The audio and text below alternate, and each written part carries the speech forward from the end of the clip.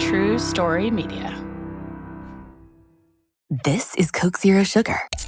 With real Coca-Cola taste and zero sugar. Listen closely.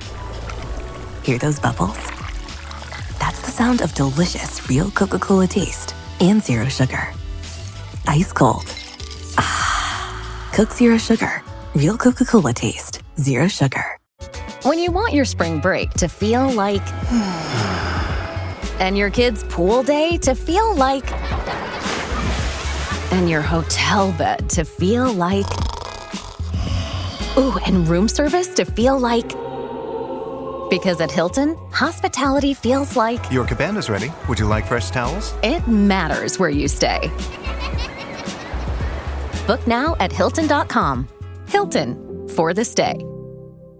This podcast contains adult themes and language, and some of the things that we discuss may be disturbing to some listeners. In this podcast, we discuss sexual assault, torture, race, and murder. Listener discretion is advised. Please take care of yourself.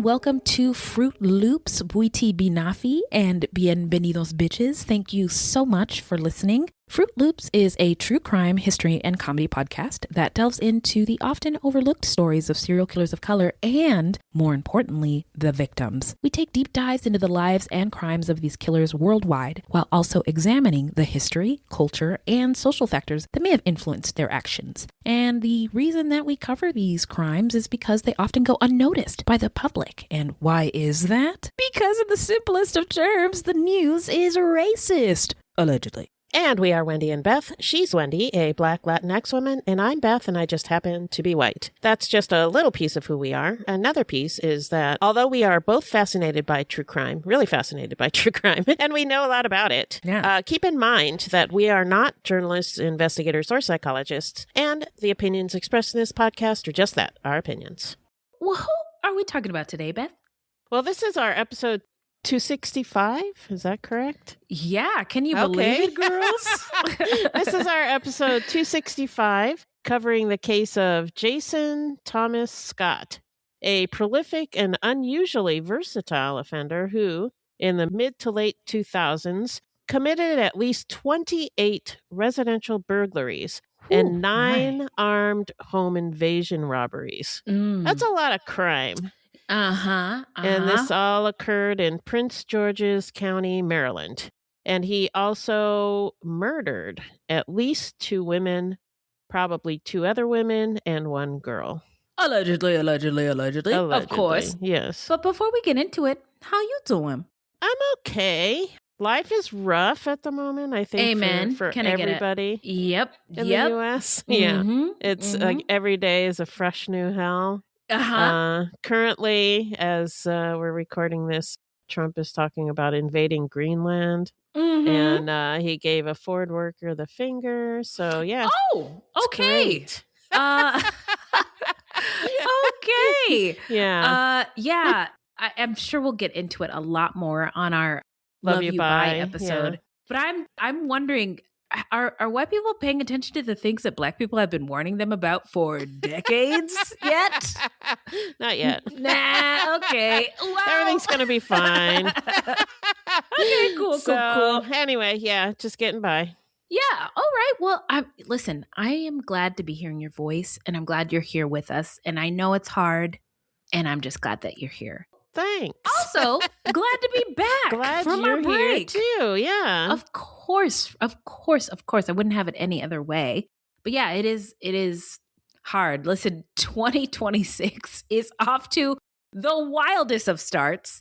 And, I'm working on my inner peace because it seems very clear, since we can't fast forward to 2027, that world peace is not in the cards. So I'm working again on my inner peace by doing lots of dance breaks during my workday, singing songs at the top of my lungs, looking at the sky. In the daytime, it's blue mostly, sometimes gray now that it's wintertime. Sometimes when I look up and it's dark, there's stars there. Yeah. Also, touch some grass is another thing. Trying not to lose my mind and eating as much food, stuffing my face in a shameless fashion. My mom used to say before we would go to people's houses, let's eat something so we don't be PIGs when we go over there. And no, you don't eat anything guess so what? you can be a PIG. Mom, I'm going to eat before and during. I don't care who thinks I'm a PIG. I'm here for a good time, not a long time. So anyway, keep us posted on how you guys are surviving 2026, which is girl. Girl. So listen, before we get into it, we're going to take a quick break and then we're going to get into the story when we come back.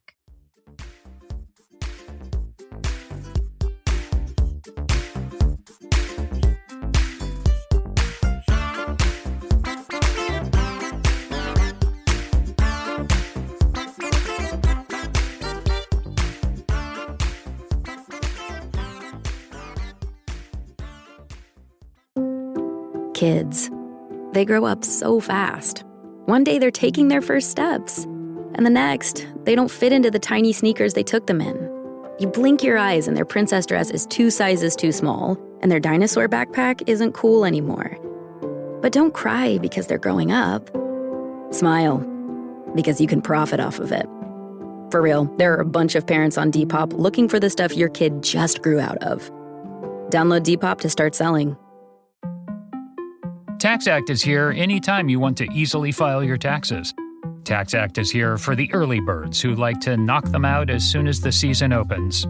And for the procrastinators who like to wait until the very last minute.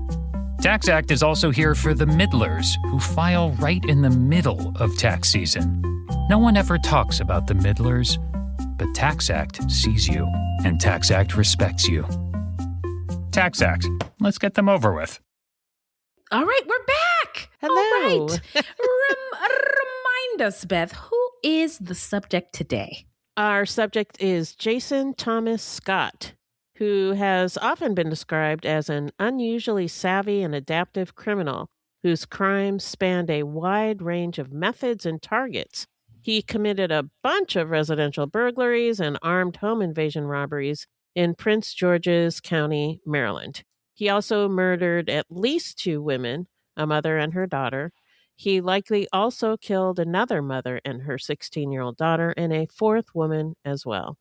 Okay, so now we're going to move on to the love and light section of our show, where we just say rest in power to the victims whose lives were cut entirely too short in such a senseless and horrific manner, and love and light to their loved ones and communities left in the wake of this crime. The victims are Vilma Butler, 46, Karen Lofton, 45, her daughter Carissa, 16, Dolores DeWitt, 42, and her daughter Ebony, 20 years old. So now let's get into the setting and the early life of our subject. Hit it, Beth. The setting is Upper Marlboro, Maryland, which is located about 20 miles east of Washington, D.C. First settled around 1695 and named for the Duke of Marlborough, an ancestor of Winston Churchill. The town became the county seat of Prince George's County in 1721. Wow. Prior to European colonization, Prince George's County was inhabited by various Native American groups, most predominantly the Piscataway, also known as Conoy. At the time, Europeans began traveling to the quote-unquote New World. The Piscataway was the largest and most powerful tribal nation in the lands between the Chesapeake Bay and Potomac River. But colonization took its toll, and the tribes were eventually scattered. Some traveled northwest to what is now Detroit and parts of Canada, where they were absorbed into local tribes. Today, many of their descendants live with the Six Nations of the Grand River First Nation in Ontario. Upper Marlboro is one of the oldest surviving towns in southern Maryland. It developed as an important port to the tobacco trade, back when the western branch of the Patuxent River was still navigable for tobacco-carrying vessels. In order to protect the quality of tobacco being shipped to England, all tobacco grown in Maryland had to pass through inspection sites before it was authorized for public sale. And in 1747, Upper Marlboro became an inspection site for tobacco, along with Nottingham, Piscataway, and Bladensburg. Upper Marlboro quickly grew into the social, political, and commercial heart of Prince George's County. By the 1750s, the completion of an assembly hall made the town a hub for social life, hosting balls, concerts, plays, and even operas. Even operas! Horse racing was also a major pastime. Whoa!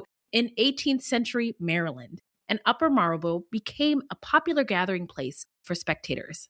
Over time, the Patuxent River and its western branch silted up, making them unnavigable for the large ships that once transported tobacco, and Baltimore eventually overtook the region as Maryland's commercial center for the tobacco trade. Even so, Upper Marlboro remained a thriving political and commercial town throughout the 19th century, especially after the addition of some railroad lines east of town. It's just interesting how this city, that is the capital of the United States, was also this hub for all this commerce and trade and tobacco and crops. Yeah, it was a bustling place. Yeah, very interesting indeed. Upper Marlboro is home to a historically significant Black community. During the antebellum era, I hate that word, Prince George's County had more enslaved Black people than any other county in Maryland, with a particularly high concentration of enslavers in and around Upper Marlboro. Though the town was little more than a hamlet, in 1850, plantation owners kept roughly 2,800 Black people enslaved there. Holy shit. That's a lot. Yeah, no, and in the nation's capital. And again, people forget that there was the institution of slavery in places other than in the South, but it was there. Yeah. After the Civil War, newly freed Black families began to establish themselves in the area. They purchased land, built a Methodist meeting house, and working with the Freedmen's Bank, opened a school for Black children in 1867. The community grew steadily as families built homes within the town limits. During the construction of the Baltimore and Potomac Railroad in the 1860s and 70s, another Black neighborhood emerged on the eastern edge of town near the railroad lines. Known as Sugar Hill, it was settled by families who worked on the railroad and remained rooted there for generations. Today, Upper Marlboro is a quiet, historic community with an hour's drive of major metropolitan centers like Washington, D.C., Annapolis, and Arlington. At the time of our story, the town itself had just over 600 residents, so pretty small, while the surrounding greater Upper Marlboro area had roughly 20,000, and both are majority Black communities.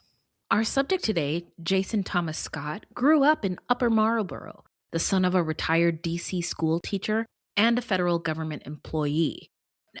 Culture Corner, a lot of Black people have government jobs in Washington, D.C., and the benefit of Black people having those jobs is you can't get discriminated against, or it's less likely in federal jobs. So there's a lot, when Musk was cutting government this and that, Black people suffered a lot because they were losing jobs. And again, that's because a lot of Black people are employed by the federal government due to the protections that exist in their employment structure. Did not know that. Hey, happy to bring it to you, everybody. Thank you. So Scott had federal government employees in his family, which is not uncommon for Black people, especially in the Washington, D.C. area. And his family lived less than 1 mile from Dolores DeWitt and her daughter, Ebony, who would become victims in this crime spree. We know basically nothing about his early life. But it's been reported that by the age of 10, he had become a neighborhood nuisance, and police sources said he had a long juvenile record. Despite whatever problems he was having, he eventually earned a college degree in information management systems and has been described as smart. At the time of his crimes, he was a valued employee working part-time for UPS and pursuing a master's degree. He still lived with his parents. His friends thought he was quiet and mild-mannered, but they really didn't know much about him either. On the surface, Scott was living a law-abiding life, but behind that quiet facade was someone obsessed with crime, forensics, and how to get away with murder. Yikes. So, yeah, Viola Davis, where are you? So let's get into the timeline. What the what, Beth? Although Jason Thomas Scott has been described, as we said, as even-tempered, educated, also good-looking and internet savvy, he was also scheming, cunning, and devious. One friend said that he was the kind of person who you might get in a fight with, and he wouldn't fight back. But 2 weeks later, he would set your house on fire. Oh, my Lord. He held grudges, I guess. Wow. Those are the kind of people I really think in general you should look out for. People who Scary. can't let it go. Very scary. Are Yeah. scary. Yes. Yeah. So Scott began his criminal career by committing burglaries, but by 2008 had escalated to home invasion robberies. Although he often worked with accomplices, he also committed crimes on his own. Scott personally selected the homes he targeted, using his part-time job at UPS to choose potential victims. He then surveilled the location to determine how many people lived there and what vehicles were present.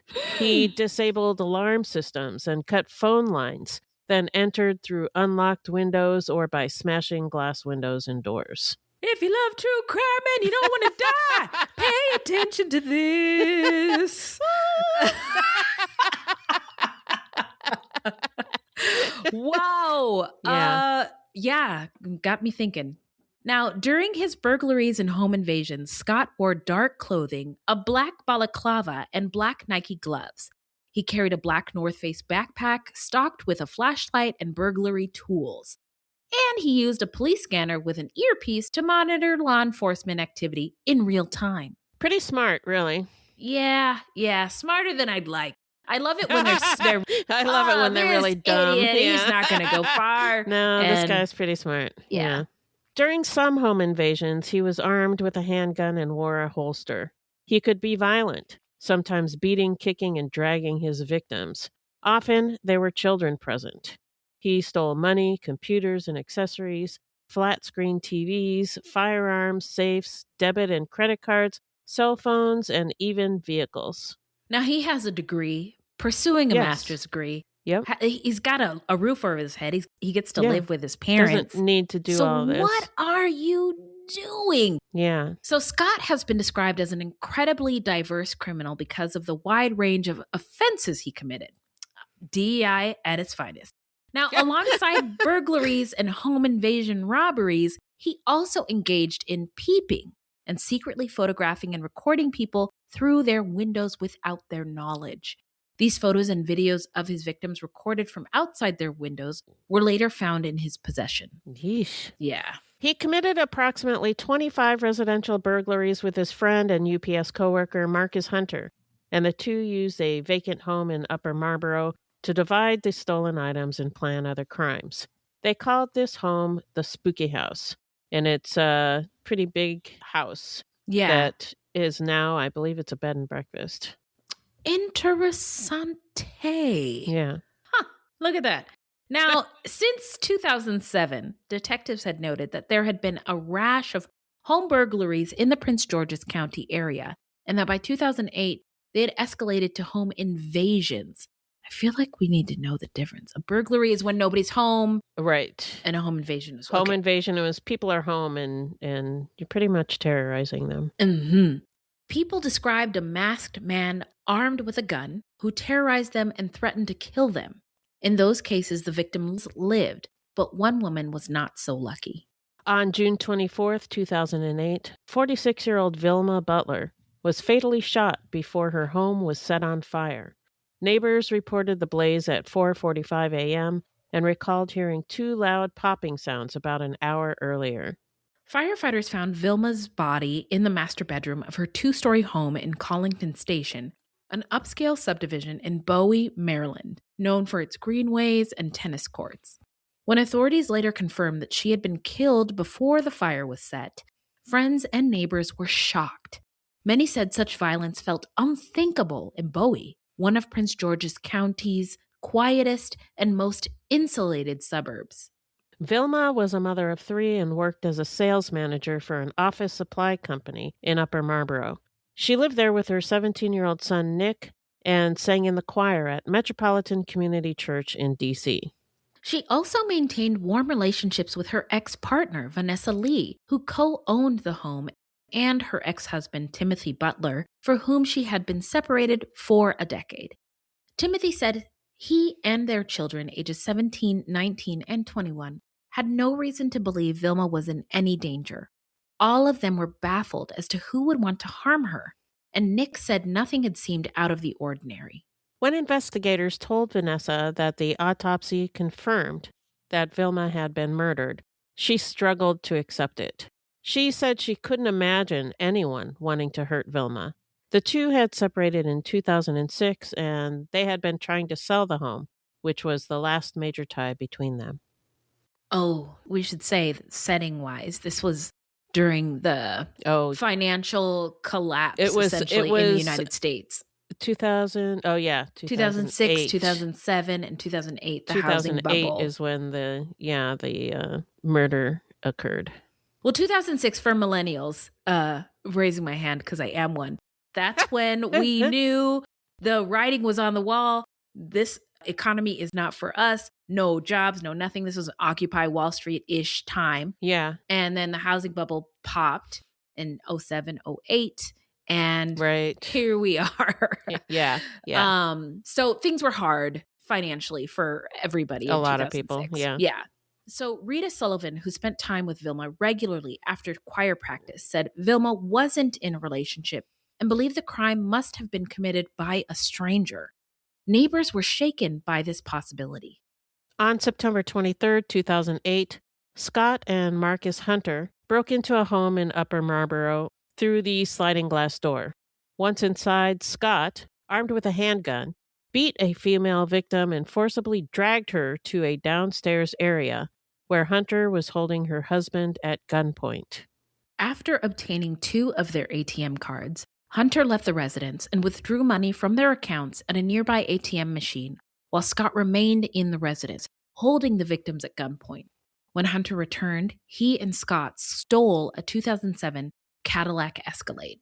Then on January 26, 2009, a terrified 16-year-old girl named Carissa Lofton made a frantic 911 call. Carissa told the dispatcher that she and her mother, 45-year-old Karen Lofton, had been shot and that she was bleeding to death. Police rushed to the Lofton home, but by the time officers arrived, both mother and daughter were dead. Each had been shot multiple times and found in their respective bedrooms. Now, Karen Lofton was a nurse, and she and her husband, Kirk, had separated in 2008, with Kirk moving to Atlanta. Carissa, a private school student with good grades, planned to join her father in Atlanta after graduation to attend college. Karen had been a well-loved nurse known for her compassion, while Carissa, who had survived open-heart surgery as a child, had grown into a vibrant, outgoing teenager. She had 2 older brothers, Keon and Kirk Jr., and her father lovingly called her his butterfly. That is so beautiful. Yeah. Detectives found no signs of forced entry and nothing appeared to be stolen. So at first, investigators believed the killer may have been someone they knew, and Carissa's brother Kion became a suspect. But he was eventually cleared.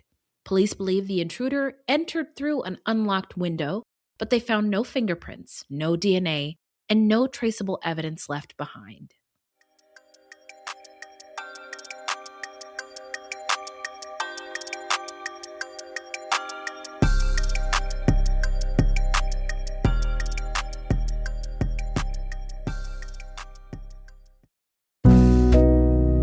The world moves fast. Your workday even faster. Pitching products, drafting reports, analyzing data. Microsoft 365 Copilot is your AI assistant for work.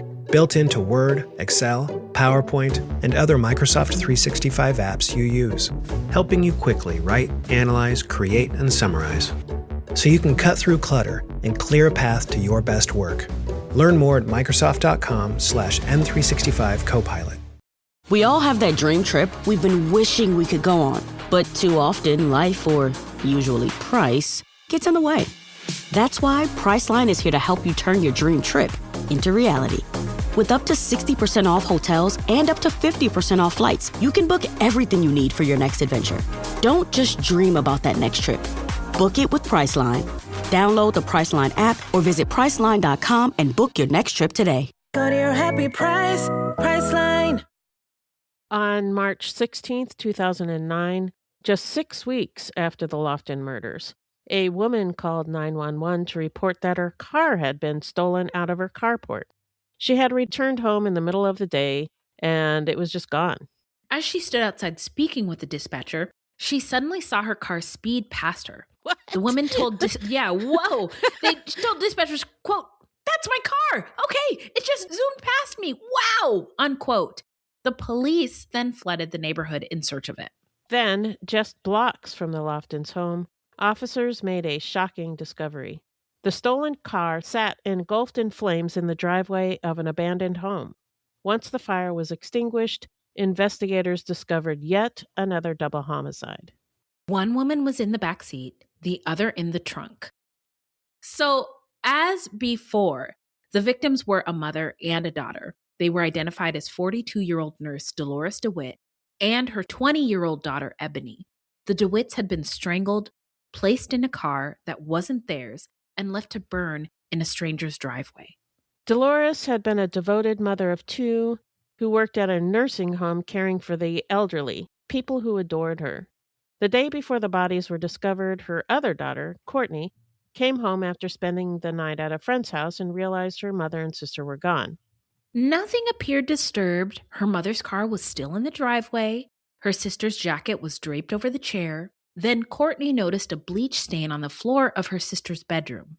She later told investigators that in that moment, an overwhelming sense of danger washed over her. For months, she and her mother had felt as though they were being watched. Trusting her instincts, Courtney fled to her boyfriend's house, calling her mother over and over, but no one answered. The next day, police informed her that her mother and sister had been found dead. Yeah. That took my breath away. Authorities suspected the car had been set on fire to destroy evidence, but fragments of denim and a leaf from a beech tree survived the flames. Investigators carefully preserved these clues for forensic analysis. A post-mortem examination stated that both mother and daughter had been strangled to death and had died 1 day before their bodies were found. As with the Lofton double homicide, nothing appeared to be taken from the DeWitt home, which was less than a mile from the Lofton household. Detectives found an unsecured window that, just like at the Lofton residence, could have provided entry. Investigators also found the bleach spots in Ebony's bedroom and blood suggested that the women had been attacked while they were at home. Investigators did not know if they had been killed inside the house and transported away, or if they were just transported away and killed elsewhere. The vehicle the DeWitts were found in had been reported stolen less than 15 minutes before the car was found on fire. Wow. Really quick. Mm-hmm. Wow. So it's funny because, I come up with all this information. I put it in here, but it's like I'm just information gathering. Yeah. And then when we're reading the script, it hits me a lot of times. I'm like, holy shit, it's that's information really quick. digesting. Yeah. And yes, I've been saying this for 7 years. This happens to me all the time. Yeah. So autopsies informed authorities that Dolores and Ebony had been murdered 24 hours prior to being found. Rest in power, y'all. So the community was gripped with fear. Investigators clung to one of their few clues, the beech leaf, and searched the surrounding area for any beech trees. None were found. Although the Lofton and DeWitt murders shared certain similarities, both involving mother-daughter pairs and both mothers working as nurses. The methods and crime scenes were very different, and the authorities did not at first believe that they were connected. Hey, I just wanted to say shout out to forensics that looks into like flora and fauna. Remember we met that lady at CrimeCon UK that's like her whole bag? Yeah, it's really fascinating. Yeah, it is fascinating stuff. So anyway, they also didn't link either case to Vilma Butler's murder for the same reason. Serial killers follow patterns, investigators reasoned, and these crimes didn't fit one. Oh. On April 3rd, 2009, Scott and Hunter entered a home in Bowie, Maryland, through an unlocked basement window. Scott and Hunter found a husband and wife sleeping in an upstairs bedroom with their youngest child. At gunpoint, Scott ordered the family, including their children and a visiting cousin, into the children's room. Now, they had 3 children that were involved, plus the cousin visiting. Yeah. So after obtaining ATM and debit cards, Scott demanded the PIN numbers from his victims and sent Hunter to withdraw money from their accounts at nearby ATM machines. Once Hunter returned to the residence, where Scott was still holding the victims at gunpoint, they stole various items, including a 2004 Mercedes. On May 23, 2009, Scott and Terrence Alexander Cook broke into another home in Upper Marlboro after breaking a basement window. Once inside, Scott repeatedly kicked and beat a girl at gunpoint while pulling her from the upstairs hallway into a bathroom. Scott and Cook also ordered the girl's mother into the same bathroom, then stole property including a handgun and a 2004 Lexus. So this is just, crime after crime, similar things that they're doing, hurting people, stealing things, terrorizing people. I can't even imagine. Hurting people, stealing, killing, and destroying. Children. Yeah. On May 26, 2009, Scott broke into JC Arms, a federally licensed arms dealer. Investigators later learned that Scott believed he needed silencers. Let me just put it in my Amazon cart. I need a silencer. What? So he targeted the Carroll County gun store in Woodbine, located beside busy train tracks. Using the UPS database at his workplace, Scott researched the dealer beforehand. Then, timing the break-in to coincide with the noise of a passing train, Scott and his accomplice, Marcus Hunter, forced their way inside in the middle of the night. They stole 39 firearms, including semi-automatic rifles, 2 machine guns, several handguns, and 6 silencers. Wow. Yeah. Ow. Ramping up feels like too light of a term. Anyway, on June 13th, 2009, Scott carried out a 4th home invasion on his own, targeting a 17-year-old girl whose photograph and phone number he had seen during the May 23rd break-in. Oh my God. So to be clear, he did a lot more home invasions than that. This was just the 4th one he has done on his own. Yeah. Thank you. Great point. After restraining the girl's family, he brandished a firearm, ordering the girl to undress, and placed a pillowcase over her head. He then touched her and forced her to pose while he used 2 cameras to photograph and videotape her. He appeared in the video and his voice was audible during the recording. That's so nasty. Yeah. Let's now move on into the investigation and the arrest. So, the ATF was investigating the burglary at JC Arms. JC Penney is what it reminds me of, but it's JC Arms. We love your guns. Because remember, it was we love your style. We love your guns. I'm sorry. You could cut that out, Minnie. But no, I also really like Beth's snort. So, the ATF was investigating the burglary at JC Arms. And Scott had been selling some of the stolen weapons out of his trunk in the UPS parking lot where he worked. He's getting brazen. I know, but brazen and more stupid and careless. And brazen sounds like a good thing until you're so brazenly stupid. Selling weapons out of your trunk in the UPS parking lot where you work. At your job. At your job. So an undercover ATF agent bought 4 guns from him, an act that led directly to a search warrant. Scott was brought in for questioning. To the agents, he seemed an unlikely suspect, a quiet pipsqueak with no criminal record, a soft-spoken college graduate, and a well-regarded UPS employee. They doubted that he was the mastermind and instead saw him as a possible pathway to others involved in firearm offenses. Yeah, but I mean, two agents who are normally, what do they say? Pale, male, and from Yale. I think anybody who wasn't that would seem like a pipsqueak, if I'm being honest. But anyway, with that in mind, they offered him a proffer interview, an arrangement in which his statements couldn't be used against him directly in court. Scott accepted the proffer deal and started talking. But here's the catch. A proffer interview shields a suspect from the direct use of their statements. But not the indirect use. Okay. Prosecutors can still use the information that they get from the suspect to locate new evidence. Oh, what? Which can then be used to build a case. Who hit me? And it seems that Scott didn't fully grasp that distinction because he just kept confessing. Now, by the end, he had admitted to 28 residential burglaries, 9 armed home invasion robberies, numerous additional burglaries, the JC Arms break-in, and the sexual assault on the minor during which he took photographs. Marcus Hunter was also questioned. He told investigators about the spooky house where he and Scott had brought stolen items to divide them up. When police searched the property, they found bits of charred fabric and hair that matched evidence from the DeWitt murder scene. And the grounds of the spooky house were covered in beech trees. Got him!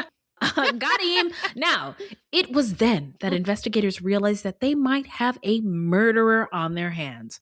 Scott was arrested shortly afterward and charged with the DeWitt murders while investigators continued examining his connection to other murders and crimes. During the initial search of Scott's home and vehicle, agents found bolt cutters, screwdrivers, a pry bar, a black cap and gloves, a ski mask, a hammer, binoculars, a flashlight, and a window punch, which I don't know what that is, but it sounds I like have one in my glove would box. have one. Do you really? Well, yeah, because what if my car gets submerged underwater? So that's and what I a need window punch is. Yeah. Okay. Yeah. They also uncovered bulletproof vests, flexicuffs, dark clothing and electronic devices, police scanners, and other incriminating items. Just regular, everyday. Just kidding. Not at all. Robbery stuff. Very incriminating shit. So investigators easily linked him to the explicit video of the minor. He appeared in it, and he was audible. And the images were found in his home. The thumb drive containing the footage also held his homework assignments. Oh my God. He's got a master's degree. What does he do? You have homework. That's do pretty your dumb. homework. And the camera stored photos of his car and living room. Scott was arrested after ATF agents raided his home and found 14 of the guns taken from the burglarized gun store. He was also identified as a person of interest in the January 2009 murder of Karen and Carissa Lofton and in the June 2008 murder of Vilma Butler. A year later, Scott was indicted by a Prince George's County grand jury on 2 counts of murder. Wow. Now let's get into the trial. So Scott first went to trial for the home invasion robberies and the theft of firearms. Isn't that interesting? He went to trial for the theft of stuff. Yeah, I think probably people. they probably wanted to build the case for the murders. So it probably took longer to build the case. That's my guess. Okay. So his defense leaned heavily on the argument that he was grappling with his sexual identity and trying to prove himself to his friends. In his opening statement, defense attorney Kobe Flowers acknowledged that Scott was guilty of illegally possessing and selling guns, but insisted he was innocent of the remaining charges. Flowers also conceded that Scott told federal agents he committed 61 crimes, including 28 burglaries and 9 home invasions, but argued that Scott had exaggerated his involvement. Sometimes defense attorneys have a hard job. Yeah. Right? You Gotta have come up to with defend something. this person, Yeah. right? That's the job that we have this system, and the system says you have to do this and be ethical about it. But man, that's hard. Hard job. Yeah. Yeah. So according to Flowers, Scott was, quote, struggling with his identity. He's a guy who's looking for acceptance. He's a broken man, unquote. Flowers added that Scott is gay, suggesting that this aspect of his life added further complexity to his struggles. Okay. But in January of 2012, Scott, age 28, was found guilty. He was sentenced to 100 years on 11 federal felony charges, including armed carjacking, production of child pornography, theft of firearms, and related gun charges. When Scott was sentenced, ATF agent David Shetlak called him one of the most dangerous people he'd ever come across. Quote, he's not committing these crimes as part of a gang initiation or any type of criminal enterprise. He was just a sociopath who basically, ... was excited about committing these acts, unquote. No lies detected. Nah, I don't give agents any kudos, but I feel like he's accurate on this one. He's on the right track, I think. Yeah, you know what? Broken clock. Way to go, Shetlak.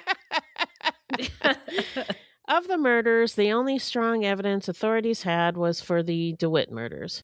So he went to trial for first-degree murder in the deaths of Dolores DeWitt and her 20-year-old daughter, Ebony.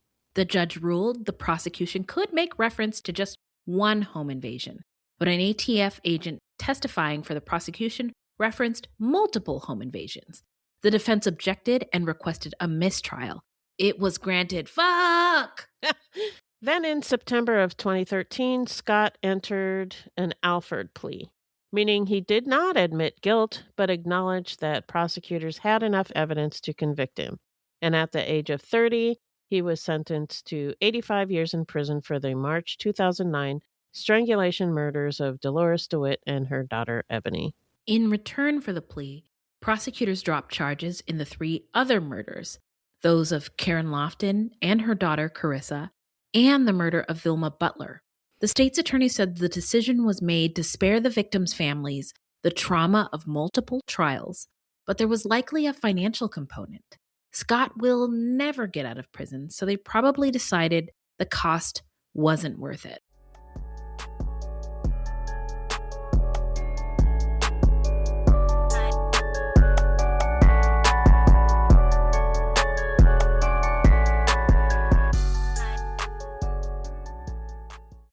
With Venmo Stash, a toggle on one hand and ordering a ride in the other means you're stacking cash back. With Venmo Stash, get up to 5% cash back when you pick a bundle of your favorite brands. Earn more cash when you do more with Stash. Venmo Stash terms and exclusions apply. Max $100 cash back per month. See terms at venmo.me/stash terms.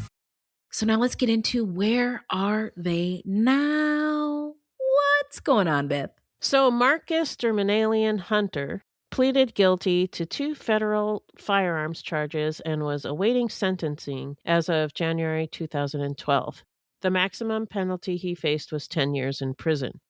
We could not find the exact length of his sentence or the details of his release.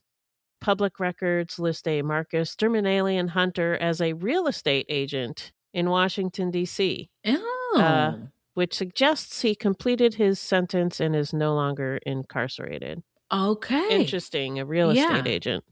It is interesting. But we talk about this a lot, that, crime is a thing.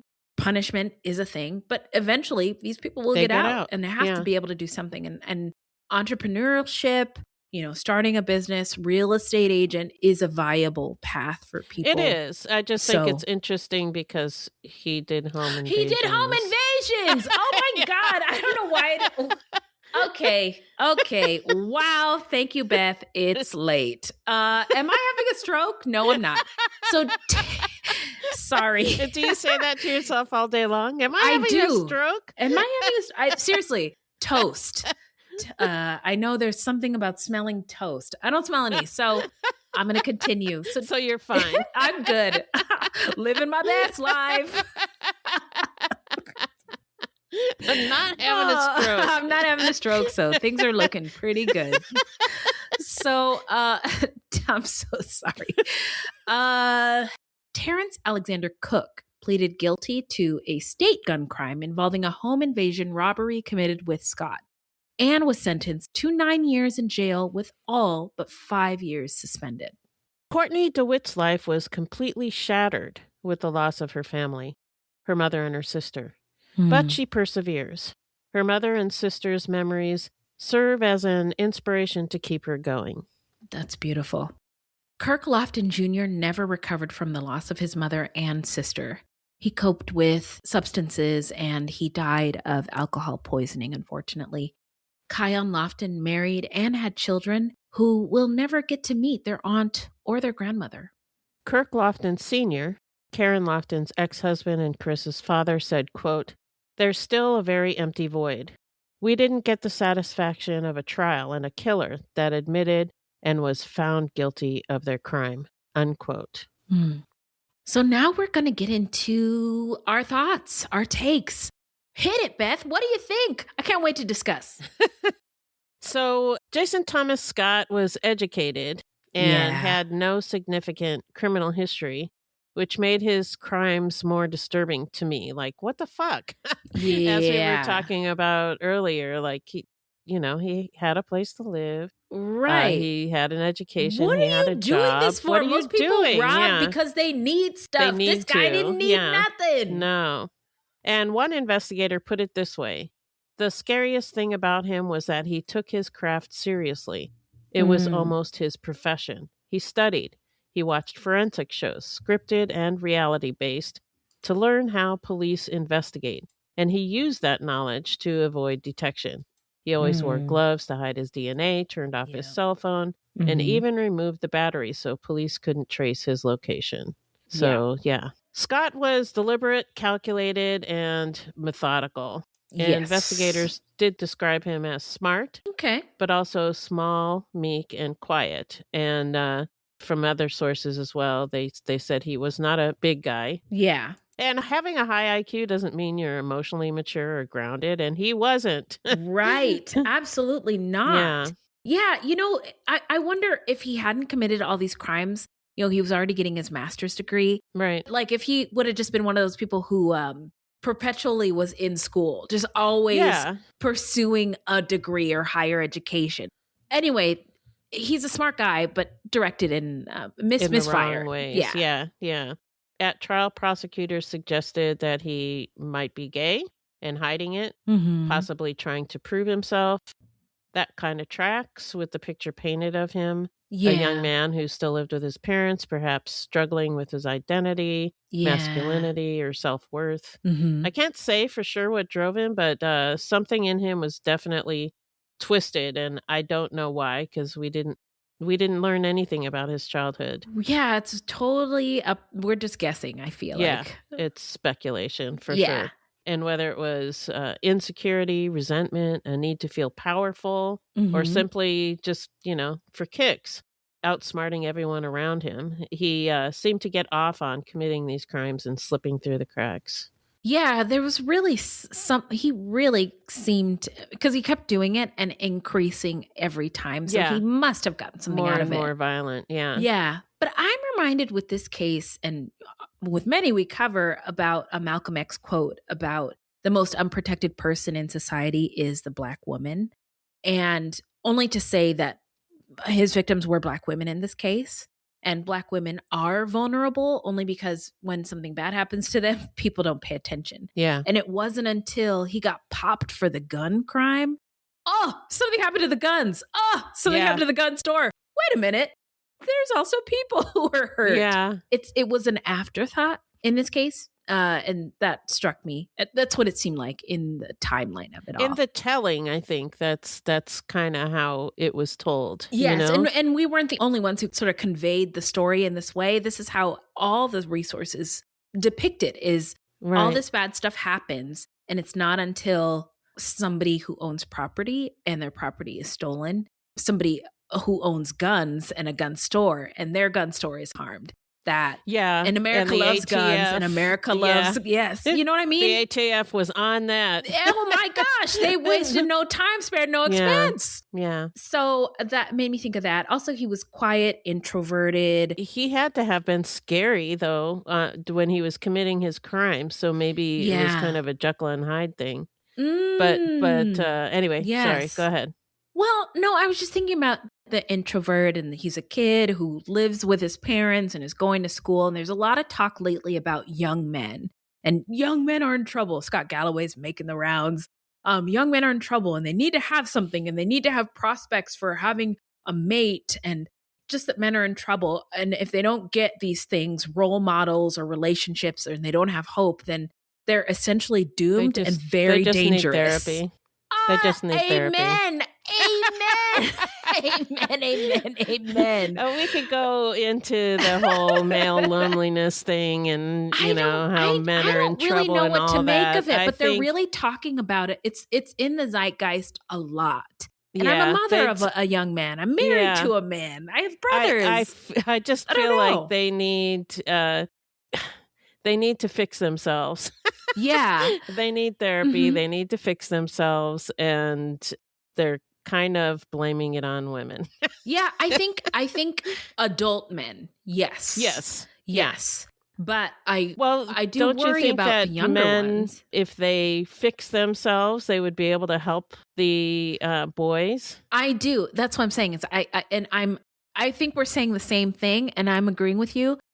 Virtual hugs. That adult men need to show younger men that it is how to be. Yes, exactly. And I know his parents were home, and I know he there's no information or evidence of turmoil or chaos. But yeah, I agree with you. Older men should, I think, step in. I was going to say there had to have been some kind of turmoil or chaos in the home, even if maybe the parents weren't aware of it, if they were like super religious, and he actually did have questions about his sexuality, and they were ignoring it. Or disregarding it, or telling him that it was wrong. Yeah, I mean, so many things are possible, but ultimately back to everybody's saying young men are in trouble, but I think that it's the older men who have it figured out to teach the young, to be an example for or in place and teach them. And I get the sense that he was one of those weird little guys, that podcast, Weird Little Guys, who personally didn't have much. Yeah, he's a weird little guy. Didn't have much in the way of friends or prospects. Yeah. I mean, he did have opportunities, but would he have made a name for himself? I don't know, but it seemed like he was a young person wanting to make his mark, and he was making it in the wrong way. Yeah, he could hold power over these people and their places and their things and their lives. Yeah, and probably made him feel powerful. Yes, exactly. And most people pursue those things like power, love, success, through their job or like helping people or community and family. And everybody said he had a good job at the UPS. And was going from what to I school. gleaned, it was, he had everything. He had everything, and he took so much. Yeah. Like he was working in IT, I think, at UPS or something. Yeah. I mean, his degree was in information technology. So I mean, he had a lot going for him. Yes. So the title of this episode is The Mother-Daughter Killer. Right. And I wanted to think about, I was thinking about, like in Black and Indigenous communities, how the matriarch is so crucial for the whole community and for society.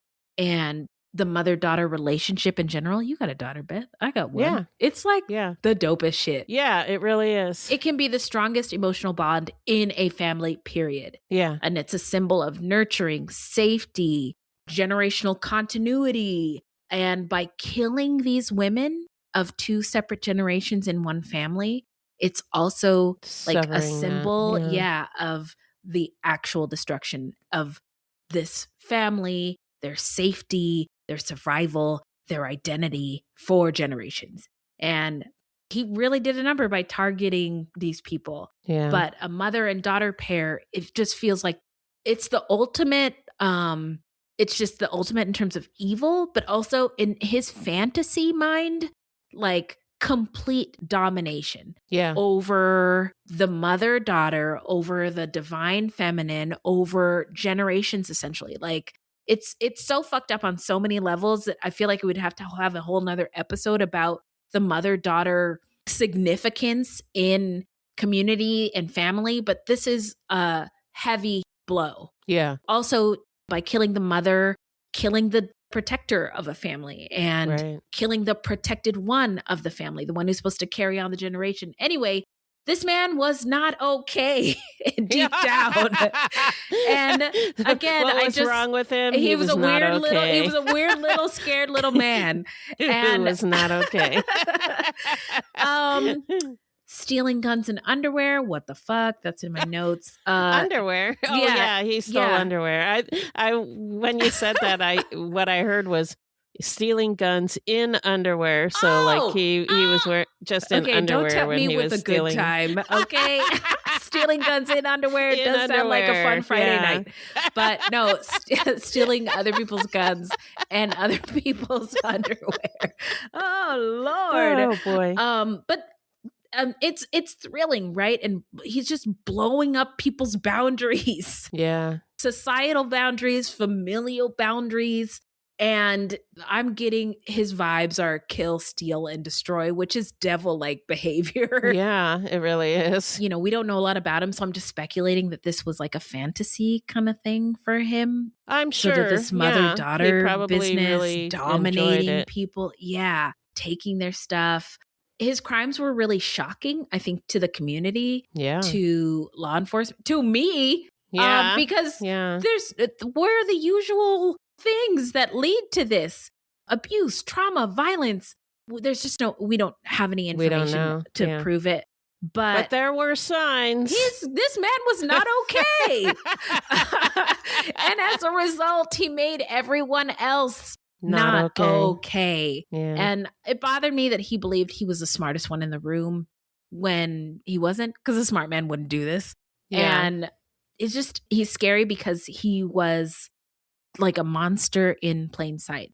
What do they call him? A pipsqueak? Unassuming? Yeah, pipsqueak. But very dangerous. And I don't know what to make of it. But lastly, to the victims, rest in peace, rest in power, rest in paradise, rest in all the things. They were Black women. They were loved. They were hardworking, and they did not deserve to have their lives cut so short in such a violent and senseless way. So wishes of healing and peace to their loved ones and community. And that's it. I'm going to shut up. Okay. All right, Beth, where can the people find us? Our website is fruitloopspod.com, and we use Fruit Loops Pod for all of our social media. The footnotes for each episode can be found on our website. Plus, check it out for the different ways that you can support the show. You can also join us on Patreon, where we have hundreds of hours of bonus content. You can also support us by supporting our sponsors, or by giving us a 5-star review. 5 stars only, please. Don't forget to subscribe. That's right. Now, this is a weekly podcast, and episodes drop on Thursdays. So until next time, look alive, y'all. It's crazy out there.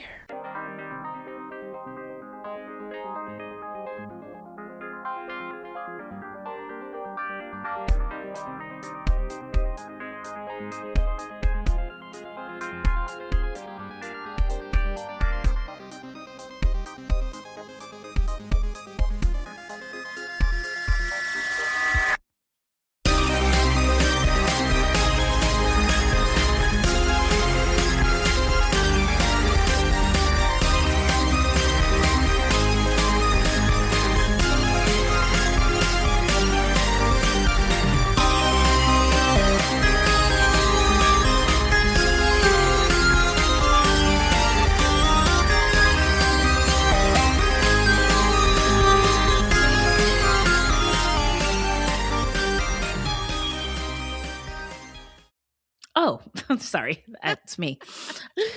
I hope to get them done by the end of the month. All right. By done, I mean get the documents to the CPA, and then they bloop, bloop, bloop. And then we say, okay, then sign. Bloop, bloop, bloop. And then bloop, bloop, bloop. And then we go, and then bloop, bloop with taxes. I just can't wait for April to be, for taxes to be done. So anywho,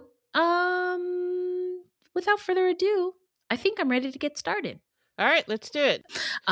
Tell the story, discuss the thoughts. Bloom, Yes. bloom, bloom. Bloop, Bloom, bloop, bloop. bloom. Bloop, bloop, bloop, bloop, bloop, bloop, bloop, bloop. Okay. Quick right. sip of, not quick, because I have to unscrew the top, and then that takes time, and I'm ruining everything. Etc.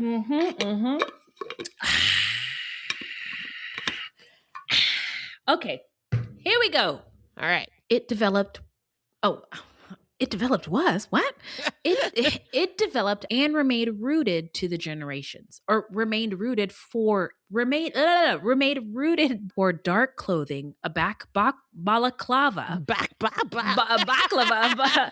No, Baklava. delicious. A black balaclava. By the way, I wear one to walk the dogs because it's so windy. It's cold. A balaclava, not black. But anyway, by the way, Beth, I wanted to tell you, because you like to ride Waymos. Yeah. If there are bodies in the trunk, Waymos can't detect bodies in the trunk. Anyway, I'll check the trunk just next time. so you know, these automated vehicles, y'all. I love technology, but just be careful, okay? So, if you love true crime and you don't want to die, pay attention to this. Wow. The vehicle the DeWitts found, were the DeWitts had been.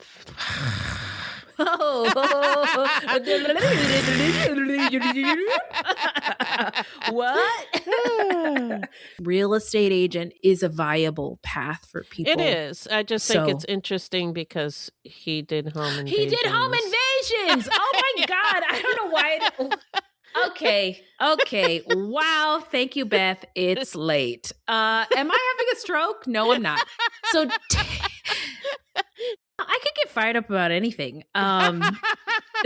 Seriously, I don't know why I was thinking about this, but I feel like if I needed to get excited about something, I can do it. You can if do I it? can Wow. get you excited about something, That's quite the can feat. do it. I believe in myself, so I'm pretty sure I can do anything. I've put on my mediocre white man attitude for 2026, and that's good. I'm pretty sure I can do anything. So, All right. all right. Well, All right. That's it. that's it. That's it. Okay, All right. love you. I love you too. Night. Bye. Thanks, Minnie. Starting a business can seem like a daunting task, unless you have a partner like Shopify. They have the tools you need to start and grow your business. From designing a website to marketing to selling and beyond, Shopify can help with everything you need. There's a reason millions of companies like Mattel, Heinz, and Allbirds continue to trust and use them. With Shopify on your side, turn your big business idea into... Sign up for your $1 per month trial at shopify.com/special offer. This podcast is brought to you by Carvana. Car shopping shouldn't feel like preparing for a marathon of paperwork. That's why Carvana makes buying and financing your car easy. From start to finish, search thousands of vehicles with great prices. All online, all on your time. And when you're ready, your new car shows up right at your door. It doesn't get better than that. Buy your car the easy way. On Carvana. Delivery fees may apply.